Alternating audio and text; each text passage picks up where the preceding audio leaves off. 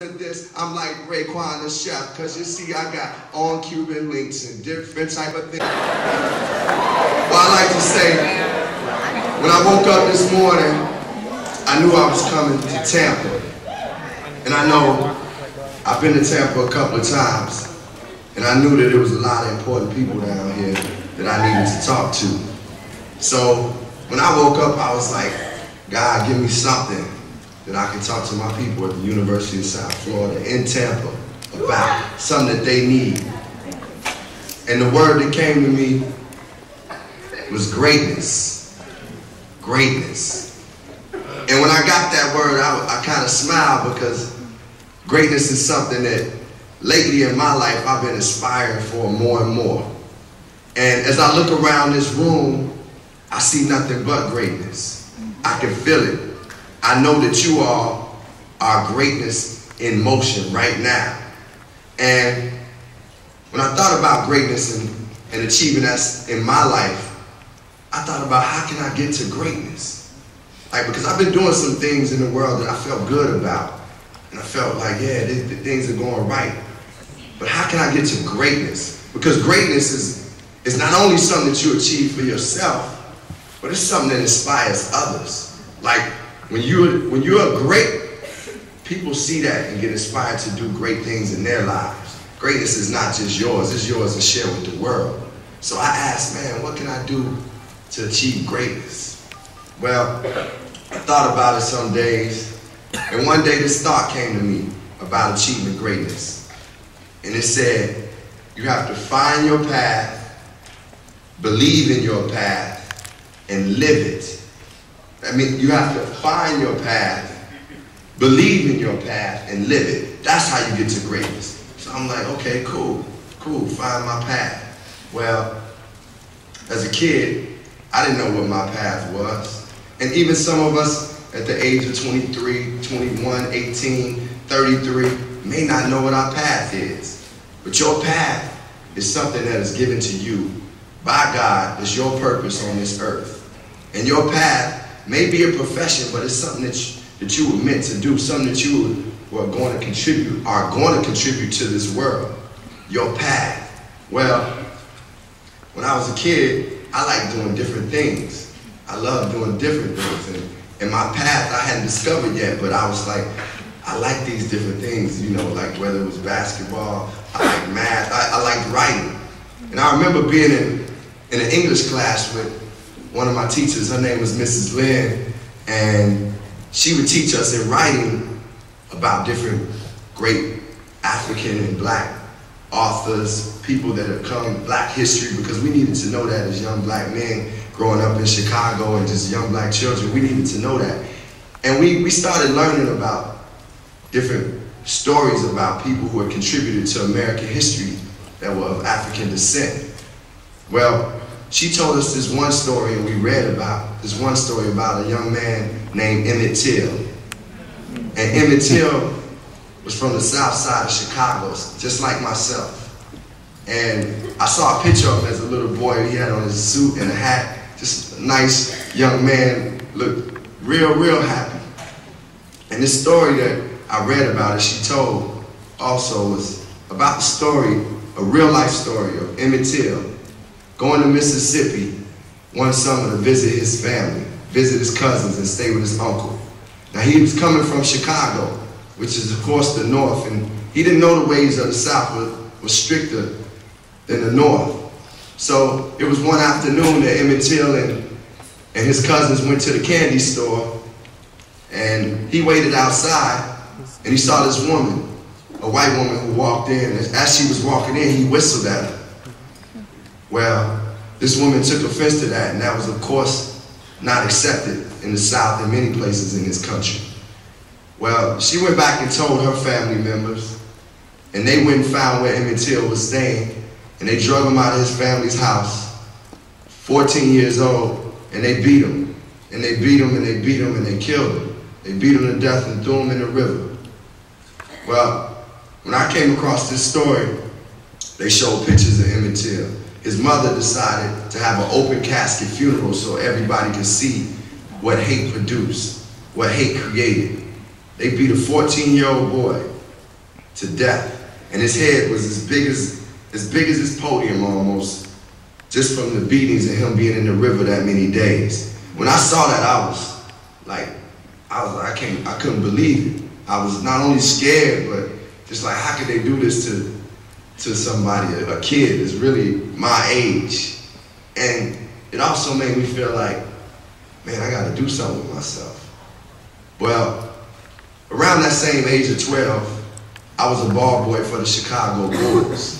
And I used to be the ball boy, you know, I would have to take the equipment from the visiting locker room to the home locker room every game. So at night, after the games, I would have to go under this tunnel, under the stadium, and I would take the equipment from the visiting locker room to the home locker room. Well, after I heard the story of Emit Till, I started running through the tunnel, because I felt like Emit Till, the ghost of Emit Till was around somewhere. I was tripping, huh? Well, it was one evening, one night after a game that I decided, after about 9 times of doing this, running through and like running around and trying not to look any place, I stopped and decided to be the black guy in the scary movie and be tough, you know. What's up? Well, at that moment, I felt this spirit, and I knew that spirit was there. It was the spirit of Emit Till. He was right there telling me, there's something great is in you. Greatness is in you more than you could even imagine. Greatness is in you. And I said, man, I was like, man, somebody really talking to me or what? And the spirit said, there's something great inside you that you have to contribute to this world. Know that. And I took that in. And I never told anybody that story until I started speaking to people. I never even told my mom, anybody, you know. But I took that in that evening, that night, and said, man, I gotta contribute something great to this world. Not only because that spirit told me that, but it's people that have come before me that have been through so many things to allow me to be able to do the things that I want to do. And it made me say, man, I want to contribute something great to this world. I didn't know what it was yet. I hadn't found my path yet, but I knew greatness was inside of me, and I was going to give it to the world.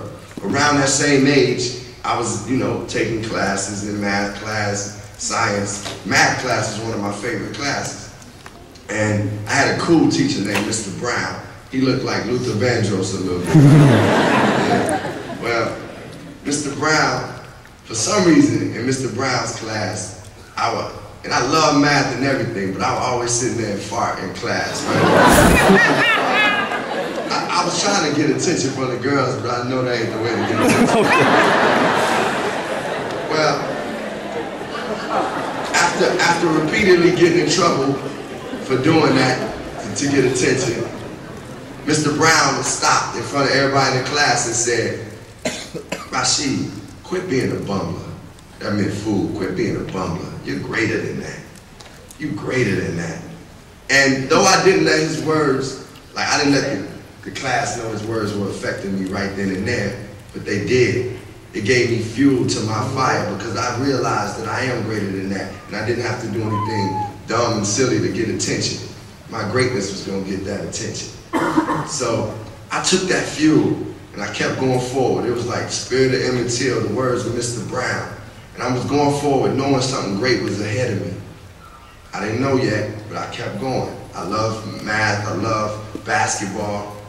And not only being a ball boy, but I started playing basketball. And the league that I was playing in, it was South Central Biddy Basketball. And when the first year I played, I was on the Celtics. And the team was like, it was like the best players were playing the first and fourth quarters, and the busters were playing the second and third quarters. Unfortunately, I was the second and third quarter player at that time. Well, after I got into a couple of games, and really didn't contribute to the team, wasn't doing anything. They barely was throwing me the ball. So my little feelings was hurt. I would get back to the bench and act like my stomach was hurting. And that was the reason I was sad. And then I ended up starting to cry a little bit. Well, after 3 weeks of that, my uncle got wind that it was not for real. And he threw down his keys, because he was an assistant coach. He He threw down his keys and then started saying some words that I can't say at this illustrious university. And he basically, to sum up what he said after a bunch of he said, look, if you want to be great, you got to work at it. You got to practice. You got to go hard at it.